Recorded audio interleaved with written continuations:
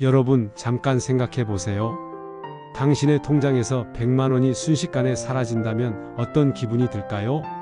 그것도 단지 종이 한 장 제출하지 않았다는 이유로 말입니다.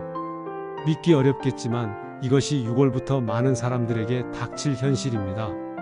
전월세 계약 신고, 이 작은 행정 절차를 모르면 당신의 소중한 돈이 국가 주머니로 들어갑니다. 그런 제도는 처음 들어봐요. 나는 세입자일 뿐인데 왜 신고를 해야 하죠? 우리 동네는 시골이라 해당 없을 거예요. 이런 생각들 위험합니다. 당신도 모르는 사이에 과태료 대상자가 되어 있을 수 있습니다. 안녕하세요. 저는 한국주택금융공사와 부동산 신탁회사에서 30년 넘게 부동산 금융 업무를 담당했던 김태현입니다. 작년에 은퇴했지만 지금도 많은 분들이 부동산과 주택대출 문제로 자문을 구하십니다. 최근 들어 가장 많이 받는 질문이 바로 전월세 신고제에 관한 것입니다. 지난주 73살 이순자 할머니를 만났습니다. 할머니는 작은 투룸 아파트를 월세로 계약하셨습니다. 보증금 4,500만 원에 월세 33만 원이었죠? 계약서도 작성하고 전입신고도 마쳤습니다. 제가 전월세 신고는 하셨나요? 라고 여쭤보니 할머니의 얼굴이 순간 굳어졌습니다. 그게 뭐야? 계약서 쓰고 주민센터에서 전입신고하면 끝나는 거 아니야? 제가 6월부터는 신고를 안 하면 과태료가 부과된다고 설명드리자 할머니의 얼굴이 창백해졌습니다. 내가 무슨 잘못을 했다고 갑자기 벌금을 내야 한다는 거야? 할머니의 당황스러운 목소리가 아직도 귓가에 생생합니다. 이처럼 6월부터는 많은 어르신들이 예상치 못한 과태료 통지서를 받게 될 수 있습니다. 이 이야기가 남의 일 같으신가요? 그렇지 않습니다. 6월 1일부터는 여러분의 이야기가 될 수 있습니다. 오피스텔에 사시나요? 전세로 이사 오셨나요? 자녀분이 대신 계약한 경우도, 손주를 위해 전세금만 지원해 주신 경우도 모두 당신의 이야기가 될 수 있습니다. 2021년부터 시행된 이 제도가 이제 과태료 유예기간을 끝내고 본격적으로 시행됩니다. 그동안은 신고를 안 해도 과태료가 없었지만 이제 6월부터는 신고를 하지 않으면 최대 100만 원의 과태료가 부과됩니다. 100만 원이라니 말도 안 돼요. 이런 반응이 당연합니다. 매달 받는 연금이 150만 원인 노인에게 100만 원은 결코 작은 금액이 아닙니다. 한 달 생활비가 순식간에 사라지는 것이죠. 전월세 신고제는 단순히 새로운 행정 절차가 아닙니다. 이것은 여러분의 소중한 재산을 지키는 중요한 안전장치이기도 합니다. 신고를 통해 세입자는 확정일자를 자동으로 받을 수 있고, 이는 보증금을 법적으로 보호받을 수 있는 중요한 수단이 됩니다. 확정일자가 얼마나 중요한지 68살 박영호 씨의 사례를 보면 알 수 있습니다. 박 씨는 전세 보증금 8천만 원을 내고 계약했지만 확정일자를 받지 않았습니다. 몇 달 후 집주인이 은행 대출금을 갚지 못해 집이 경매에 넘어갔습니다. 안타깝게도 박 씨는 확정일자가 없어 보증금을 전부 돌려받지 못했습니다. 평생 모은 돈의 상당 부분이 하루아침에 사라진 것입니다. 반면에 73 김명자 씨의 경우 비슷한 상황에서도 미리 확정일자를 받아 놓았기 때문에 보증금을 우선적으로 돌려받을 수 있었습니다. 이것이 바로 확정일자의 효력입니다. 그런데 전월세 신고를 하면 이 확정일자가 자동으로 부여됩니다. 따로 확정일자를 받으러 갈 필요가 없는 것이죠. 그렇다면 누가 신고 대상일까요? 많은 분들이 우리 집은 보증금이 많지 않으니 괜찮을 거야. 또는 나는 지방 소도시에 살아서 해당 없을 거야 라고 생각하실 수 있습니다. 이것은 위험한 오해입니다. 보증금이 6천만 원을 넘거나 월세가 30만 원을 넘는다면 바로 신고 대상입니다. 둘 중 하나만 해당되어도 신고해야 합니다. 또한 수도권은 물론이고 부산, 대구 같은 광역시와 대부분의 시 지역이 다 해당됩니다. 심지어 공인중개사를 통하지 않고 개인 간 계약한 경우에도 모두 해당됩니다. 우리끼리 한 거니까 괜찮겠지라는 생각이 100만 원 과태료로 이어질 수 있습니다. 또한 전월세 신고 대상은 아파트나 단독주택 같은 일반 주택만이 아닙니다. 오피스텔, 고시원, 기숙사 같은 준주택도 포함됩니다. 심지어 상가 건물 안에 있는 주거용 공간도 신고 대상입니다. 72살 이후 최 할머니는 작은 상가 건물 3층에 방 2개를 월세로 내어주고 계셨습니다. 상가라서 신고 대상이 아닐 거라 생각하셨죠? 하지만 그 방을 누군가 실제 거주 용도로 쓰고 있다면 이것도 신고 대상입니다. 이런 사실을 모르고 계신 분들이 정말 많습니다. 제 주변만 해도 이런 분들이 많습니다. 75살 위층 이웃 할머니는 손녀를 위해 전세 보증금을 마련해 주셨는데 계약은 했지만 신고는 하지 않았습니다. 또 다른 이웃은 작은 빌라 2채의 월세 수입으로 노후를 보내고 계시는데 그동안 신고를 한 번도 안 하셨죠? 두 분 모두 6월부터는 과태료 위험에 놓이게 됩니다. 전월세 신고제가 정확히 무엇인지 살펴보겠습니다. 이 제도는 2021년 6월 1일부터 시행 중이었습니다. 당시 정부는 전월세 상한제, 계약갱신 청구권과 함께 전월세 신고제를 함께 도입했습니다. 그런데 국민들의 혼란을 줄이기 위해 전월세 신고제에 대해서는 과태료 부과를 4년간 유예했던 것입니다. 그 유예 기간이 이제 끝나게 됩니다. 이젠 더 이상의 유예는 없습니다. 6월 1일부터는 실제로 과태료를 부과하기 시작합니다. 보통 새로운 제도가 시행될 때는 충분한 홍보와 준비 기간을 거치게 마련인데 이 제도는 조용히 진행되다가 이제야 본격적인 과태료 부과로 전환되는 것입니다. 그래서 많은 분들이 모르고 계시다가 갑자기 과태료 통지서를 받고 당황하게 될 수 있습니다. 하지만 너무 걱정하지 마세요. 이 이야기를 끝까지 들으시면 누구나 쉽게 신고하는 방법, 과태료 없이 안전하게 계약하는 방법, 심지어 신고를 통해 내 재산을 더 확실하게 보호받는 방법까지 모두 알려드리겠습니다. 이 이야기를 듣고 계신 여러분은 다행히 미리 알게 되셨으니 가족, 친구들, 특히 부모님이나 어르신들께 꼭 알려드리세요. 특히 부모님을 대신해 자녀들이 계약한 경우가 많은데 그런 경우에도 신고 의무는 여전히 존재합니다. 앞으로 이어질 내용에서는 전월세 신고제의 구체적인 내용과 신고 방법, 그리고 과태료를 피하는 방법에 대해 자세히 알려드리겠습니다. 여러분의 소중한 재산을 지키기 위한 중요한 정보이니 끝까지 함께 해주시기 바랍니다. 이제 본격적으로 전월세 신고제의 핵심 내용을 살펴보겠습니다. 앞서 말씀드린 것처럼 이 제도는 갑자기 생긴 것이 아닙니다. 이미 4년 전부터 시행 중이었으나 과태료 부과만 유예되어 있었던 것입니다. 그런데 왜 정부는 이런 제도를 만들었을까요? 전월세 신고제의 주요 목적은 주택 임대차 시장의 투명성을 높이고 세입자의 권리를 보호하기 위함입니다. 또한 정부가 주택 임대차 시장의 현황을 정확히 파악하여 더 효과적인 주택 정책을 수립하는 데도 도움이 됩니다. 78살 오영수 할아버지의 경우를 살펴보겠습니다. 오 할아버지는 15년 넘게 소유한 다세대 주택 한 채를 전세로 임대해 오셨습니다. 최근 새 세입자와 보증금 8천만 원의 계약을 체결하셨죠? 공인중개사를 통해 계약서도 작성했고 세입자는 전입신고도 마쳤습니다. 모든 절차를 제대로 밟았다고 생각하셨죠? 그런데 이런 경우에도 별도의 전월세 신고를 하지 않으면 과태료 대상이 됩니다. 오 할아버지처럼 오랫동안 부동산을 소유하신 분들은 이런 새로운 제도가 생겼다는 사실 자체를 모르는 경우가 많습니다. 내가 15년 동안 이렇게 해왔는데 갑자기 왜 문제가 되는 거야? 라며 황당해 하셨지만 법률은 모르면 손해보는 경우가 많습니다. 전월세 신고가 왜 중요한지 좀 더 자세히 알아보겠습니다. 이 신고를 통해 보증금과 월세 금액, 계약 기간 등이 공식적으로 기록됩니다. 이렇게 신고된 정보는 지방자치단체와 세무서에서 공유됩니다. 따라서 임대인의 세금 신고와도 연결됩니다. 또한 세입자는 이 신고를 통해 확정일자를 자동으로 받을 수 있어 보증금을 법적으로 보호받을 수 있습니다. 확정일자가 없으면 어떤 일이 생길 수 있을까요? 집주인이 빚을 갚지 못해 집이 경매로 넘어갈 경우 확정일자가 없는 세입자는 보증금을 돌려받지 못할 가능성이 높습니다. 평생 모으신 노후 자금이 한순간에 사라질 수도 있다면 어떨까요? 확정일자가 없으면 그런 일이 생길 수 있습니다. 이제 누가 신고해야 하는지 좀 더 구체적으로 살펴보겠습니다. 전월세 신고 의무는 임대인과 임차인 모두에게 있습니다.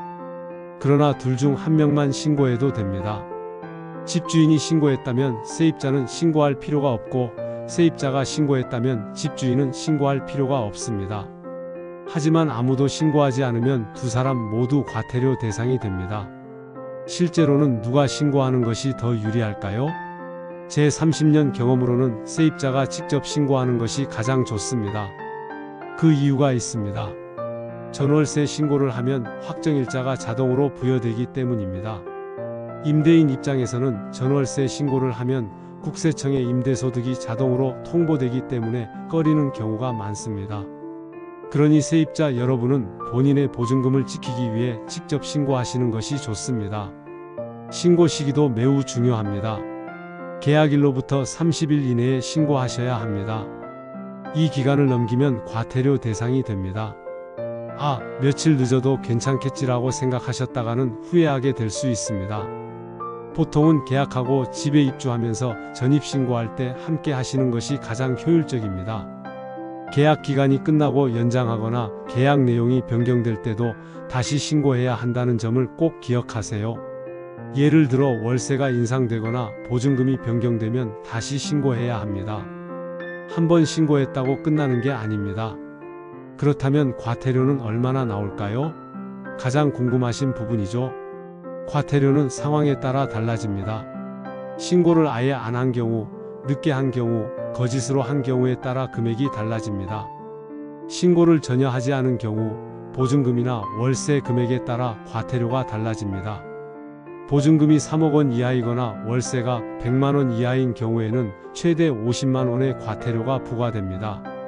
보증금이 3억 원을 초과하거나 월세가 100만 원을 초과하는 경우에는 최대 100만 원의 과태료가 부과될 수 있습니다. 신고를 늦게 한 경우에는 지연 기간에 따라 과태료가 감경됩니다. 30일 이내에 자진 신고하면 과태료의 80%가 감경되고 60일 이내에 자진 신고하면 과태료의 50%가 감경됩니다. 그러나 60일이 지난 후에는 전액 부과됩니다. 거짓으로 신고한 경우에는 최대 100만 원의 과태료가 부과됩니다. 예를 들어 실제 보증금은 7천만 원인데 5천만 원으로 신고하는 경우가 이에 해당합니다. 이제 실제로 신고하는 방법에 대해 알아보겠습니다. 전월세 신고는 두 가지 방식으로 할 수 있습니다. 주민센터를 직접 방문하는 방법과 온라인으로 신고하는 방법입니다. 두 방법 모두 어렵지 않으니 안심하세요. 먼저 주민센터 방문입니다. 가장 익숙한 방법이죠. 계약서를 들고 해당 주택이 있는 동네 주민센터에 가시면 됩니다. 창구에서 전월세 계약 신고하러 왔습니다라고 말씀하시면 담당자가 안내해 드립니다. 필요한 서류는 간단합니다. 계약서 원본과 신분증만 있으면 됩니다. 여기서 팁 하나, 계약서 사본을 한 장 더 가져가세요. 원본은 확인 후 돌려받게 됩니다. 86살 김춘자 할머니의 사례를 보세요. 거동이 불편하셔서 걱정했지만 주민센터 직원이 친절하게 모든 절차를 도와주셨다고 합니다. 신고서 작성도 어렵지 않게 도와주니 너무 걱정하지 마세요. 요즘 주민센터에는 노년층을 위한 전담 창구가 있는 곳이 많습니다. 두 번째는 온라인 신고 방법입니다. 스마트폰이나 컴퓨터를 사용하시는 분들에게 좋은 방법입니다. 부동산 거래 관리 시스템이라는 사이트에 접속하시면 됩니다. 공동인증서나 간편인증으로 로그인한 후 계약 정보를 입력하고 계약서 사진을 첨부하면 끝입니다. 꼭 스캐너가 필요하진 않습니다. 스마트폰으로 계약서를 깨끗하게 찍어서 첨부하셔도 됩니다. 이 방법이 조금 어려우시다면 세 번째 방법을 추천합니다. 바로 가족의 도움을 받는 것입니다. 자녀나 손주에게 부탁하세요. 이거 6월부터 안 하면 과태료 낸다는데 한번 도와줄래? 라고 말씀드리면 쉽게 해결될 수 있습니다. 실제로 많은 어르신들이 가족의 도움을 받아 간편하게 신고하고 계십니다. 특별히 노년층 분들을 위한 도움말을 드리자면 주민센터에 가실 때 복지 담당자에게 전월세 계약 신고 도와주실 수 있나요? 라고 물어보세요. 대부분의 주민센터에서는 어르신들을 위한 행정도움 서비스를 제공하고 있습니다. 디지털 기기 사용이 어려우신 분들은 주민센터에서 직원의 도움을 받으시는 것이 가장 확실합니다. 혼자 사시는 어르신들은 주민센터를 방문하시면 직원들이 친절하게 도와드립니다. 요즘은 노인복지 도우미나 사회복지사들도 이런 행정 업무를 도와드리고 있으니 주저하지 마시고 도움을 요청하세요. 80세 이순례 할머니는 혼자 사시지만 복지사 선생님의 도움으로 쉽게 신고를 마치셨습니다. 여기서 중요한 팁 하나를 더 알려드리겠습니다. 혹시 매매계약으로 위장한 전세계약을 제안받으신 적이 있으신가요? 일부 임대인들이 세금을 회피하기 위해 이런 방법을 제안하기도 합니다. 절대 응하시면 안 됩니다. 이는 불법이며 세입자에게도 엄청난 위험이 됩니다. 매매계약으로 위장하면 나중에 법적 보호를 전혀 받을 수 없게 됩니다. 반드시 정확한 전월세 계약서를 작성하고 신고하셔야 합니다. 지금까지 전월세 신고제에 대해 자세히 알아보았습니다. 이제 마지막으로 이 모든 내용을 정리하고 여러분이 꼭 기억해야 할 핵심 사항들을 짚어보겠습니다. 전월세 신고제는 더 이상 선택이 아닌 필수입니다. 6월 1일부터 신고하지 않으면 최대 100만 원의 과태료가 부과됩니다. 이것은 단순한 행정 절차가 아니라 여러분의 재산을 지키는 중요한 안전장치입니다. 73 박정희 할머니는 얼마 전 아들이 마련해준 전세 아파트로 이사하셨습니다. 계약은 아들이 다 처리했고 할머니는 전입신고만 하셨습니다. 그런데 전월세 신고는 아무도 하지 않았습니다. 아들은 엄마가 신고했겠지라고 생각했고 할머니는 아들이 다 알아서 했겠지라고 생각하셨습니다. 결국 신고 기한을 넘겨 과태료 통지서를 받게 되었습니다. 이런 일이 여러분에게 일어나지 않도록 몇 가지 중요한 사항을 다시 한번 강조하겠습니다. 첫째, 신고 대상을 정확히 알아두세요. 보증금이 6천만 원을 넘거나 월세가 30만 원을 넘는 경우라면 신고 대상입니다. 둘 중 하나만 해당되어도 신고해야 합니다.